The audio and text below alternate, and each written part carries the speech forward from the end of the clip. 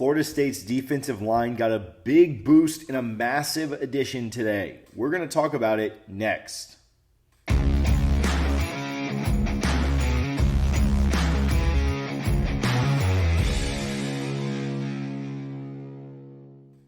Hey guys, TJ Pittenger here. Thanks for coming to the channel. Thanks for clicking on the video, and thanks for smashing that subscribe button down below. Quick shout out to our sponsor for this video, Gramco. If you're not using their Delta 8 products, you need to start. Go to thegramco.com right now. Use TJ25. You'll get 25% off your order. The blue raspberry gummies are absolutely elite. Give them a try today. Let me know how you like them. The Noles picked up a defensive tackle from one of their biggest rivals as Darrell Jackson picked FSU and intends to transfer to the Seminoles. Jackson started all 12 games for the Canes last season. He transferred to Miami last year after originally signing with Maryland out of high school.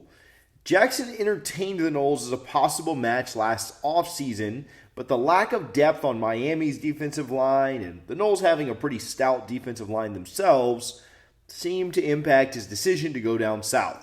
But after just a year in Miami, Jackson needed a change. Jackson's mother recently went on record with Kane Sports saying that she was fairly sick and had major surgery that was needed upcoming, and that she wanted her son to be closer to her, and clearly, based on Jackson's actions, he wanted the same. First and foremost, I do want to offer up prayers for Jackson's mom. I'm not going to troll Miami or make jokes about FSU stealing him in this video. I just don't think that's appropriate with the situation around her health and ultimately his reasons for transferring.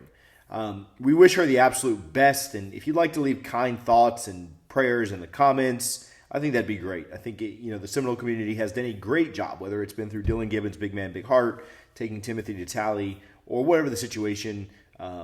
They've done a really good job of giving back to FSU's own when they're in need, and so we'll try to keep you updated there. I'd really like to donate all the revenue from this video to assist his mom in any way, and I'll keep the channel updated here. I don't just say that I'm going to do that. So comment thoughts below, share this, give the video a thumbs up. If you subscribe to the video, all those things help with interactions on the video, helps the reach. And again, I'd like for this video to do fairly well, and we'll give all the finances to Jackson's mom if we can get in touch with them or help out in any way, maybe through NIL.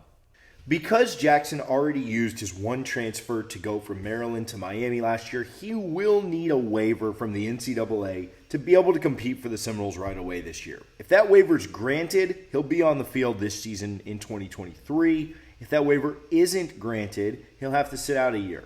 Now, people close to the program and people close to the situation, his mother included, believes that he will be granted that waiver. The NCAA doesn't make a lot of sense with many of the decisions they make.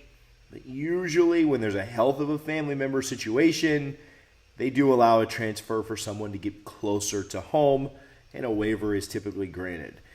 He's from Quincy, Florida, about 30 minutes from Tallahassee. This move makes sense, and we would expect that a waiver will be granted. The NCAA, again, maybe not FSU's favorite entity right now with things going on the basketball court, but I think they'll get this waiver, and I do think that he'll be eligible right away. Jackson feels a massive need as Robert Cooper will not be able to play for the Seminoles in 2023 due to using up all of his eligibility. And there's not a clear answer just yet as to whether or not Fabian Lovett will declare for the NFL or not. He did participate in senior day activities. He's also scheduled to play in the Senior Bowl. And so we'll see what happens there. I know there's some rumors and some smoke about him possibly coming back, but we don't know just yet. Darrell is listed as a 6 foot, 6 inch, 300-pound lineman. He's absolutely massive, not just figuratively, but literally for the Noles. He had 27 tackles and 3 sacks last year for the Canes, and he's a much-needed piece on a defensive line that was very good when they had their full complement of talent available.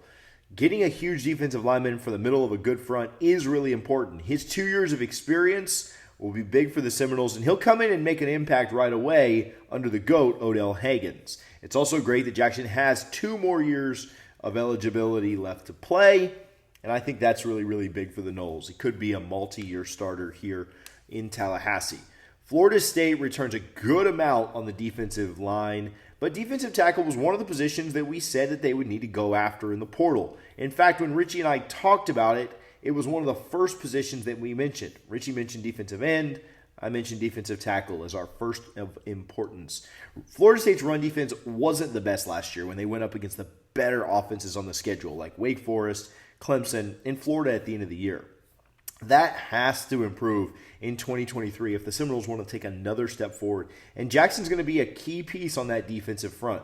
Mike Norvell and the Seminoles will continue to be active in the portal, and we'll be sure to bring you all of that up-to-date information on anyone who picks the Noles as their destination. We've got a ton of recruiting coverage leading up to National Signing Day as well, so make sure you're subscribed below.